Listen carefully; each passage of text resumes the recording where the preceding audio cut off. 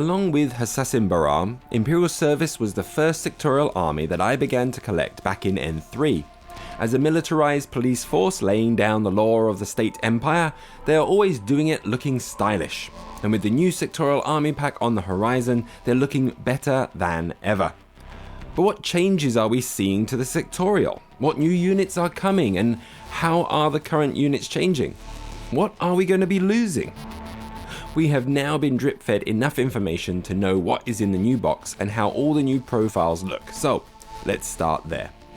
First up are the Celestial Guard. These make up the rank and file of the Imperial Service and act as an elite police force tasked with critical operations. Let's take a look at how they have changed. Well, none of their stats have changed, but we have some changes to their profiles. Very slight changes. The hacker now has a submachine gun instead of a combi rifle, so that their points go down from 18 to 14. In my games of N5, having the cheap light infantry hacker option has been very useful as they are not being used for shooting, and it helps save some points to be used elsewhere in the army list. The other change is also the forward observer getting a combi rifle instead of a boarding shotgun. I suspect this is because we have not seen a boarding shotgun model since the very first Celestial Guard sculpts way back in N2. The points don't even need to change as they already had the 1 point increase that most forward observers get over their standard counterpart. Next we have those that command the Celestial Guard, the Imperial Agents, Pheasant rank.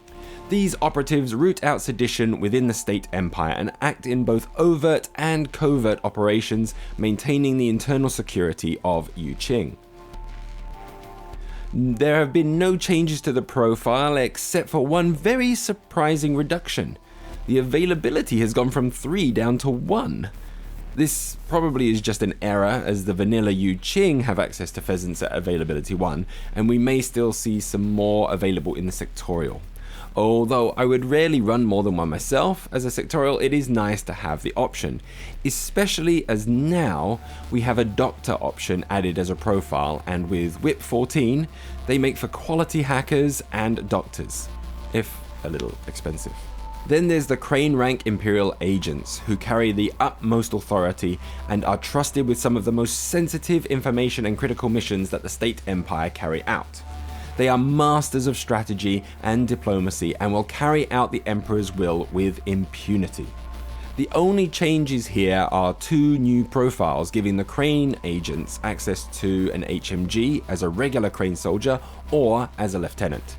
It also appears that their nanopulsars have been upgraded to pulsars, which change the template size from a small teardrop to the large one, as well as giving them intuitive attack. The Wu Ming show us the dark side of the Imperial Service, a penal military unit that are used on the front lines of conflicts who excel at urban conflict and are seen as expendable in dangerous war zones. No changes here, except that the AP SMGs are now no longer AP it seems. However, Coney answered the surprise from everyone that saw the downgrade and relieved everyone's worries to inform us they will be keeping the AP SMGs. Now, with the updated profiles covered, let's actually take a look at what is new in the sectorial starter box. The Bayara Palace Guard excels in intimidation to help keep prying eyes out of restricted areas. With a remote that resembles a snake-like dragon and handler, their very presence will put any in the vicinity on edge. In gameplay turns, the Bayara acts as a backline defender, with rerolls on Discover, a 360 visor, a biometric visor and multi-spectral visor level 1. Any infiltrators can and will be rooted out by this unit. And once discovered, the unit has guard, allowing it to engage in close combat within its zone of control. It has 3 profiles with the option to bring a disco baller or shock mines with mine layer. Both of these profiles also come with a light shotgun and heavy flamer. For an extra point, the shock mine profile can be upgraded to an SMG and Emarat in exchange for the shotgun and flamethrower. It may be an expensive unit to just be keeping in your back line, but if you are expecting your opponent to be bringing any infiltrators or impersonators, then this unit will be a hard counter to them. The Jinyao is perhaps the most unique looking combat jump unit in Infinity, bar the Cascuda for Combined Army. a combat remote jump troop that supports the Imperial Service forces in aggressive assaults without risk to its human operatives. It comes in to replace the Aleph Garuda jump remote that ISS had available to them before, but it offers a little more versatility over the previous unit. The profile of the Jinyao makes it quite agile, as it has a 6-2 move, although this is less mobile than the Garuda's 8-2. Albedo will keep it safe from MSV, making it quite the sniper hunter. It comes with 4 optional profiles, with the basic form taking a boarding shotgun, heavy riot stopper, and paramines. This can be upgraded to a Red Fury, but my favorite profile is the SMG with deployable repeater. Usually, jump troops have a hacker option, but having repeaters instead keeps your hackers safe to mess with the enemy from a distance and increase your hacking net into the enemy's back line. There's also a paramedic option if you would rather deploy the Jinyao to support beleaguered forces in the midfield. The Koga Ninjas are a mercenary ninja unit used by the Imperial Service and their Dragon Lords to silence dissenters without a trace. This unit now gives the Imperial Service 3 different types of ninja to take: your regular bog standard ninja, kunai solutions, and now the Koga Ninja. To understand the Koga Ninja though, we really need to look at the other options to see what makes these guys unique. Ninjas have been a part of the Imperial Service forever and take an important role as a surprise button pusher for objectives. However, without specialist operative, this meant that your best options were always to take the hacker or killer hacker. But at 33 points for the hacker and 25 for the killer hacker, it was easy to see which was most people's favorite. What is great about them is that you can lie hidden in wait for the time to either run up and score objective points at a key point in a game, or pop an annoying hacker's head who strayed too close to your hiding spot. They also make very good close combat fighters, and with their mimetism 6 and stealth, it can make them quite difficult to kill. The Kunai Solutions Ninja, on the other hand, is a ninja that excels at long-range engagements, waiting in the shadow for a prime target to reveal themselves before taking a well-aimed killing shot. Much like the ninja, they have hidden deployment, but without any forward deployment, they stay in the back line, waiting for a target to present itself before revealing themselves. All their weapons are for long-range engagements, and without any specialist options, they're not going to be scoring objectives for you. So, with a hidden and infiltrating button pusher and a hidden sniper, where does that leave the Koga Ninja?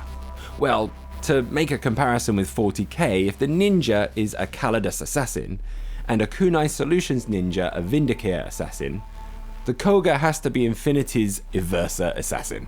These guys excel at disabling a target before closing in on them to mercilessly slaughter them up close and personal.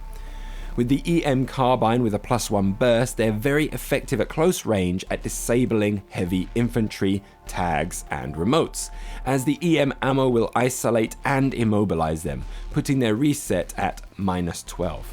This can then allow them to hit their target with a pulsar that they cannot dodge, or simply close in on them to freely attack in close combat.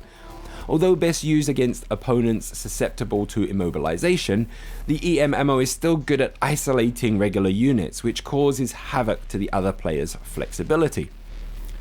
On top of all this, the Koga Ninja has specialist operative, meaning that all their profiles can help score objectives, and although they do not get hidden deployment, they still have mimetism -3 and can either get forward deployment or parachutist, allowing them to enter from the edge of the table during the battle.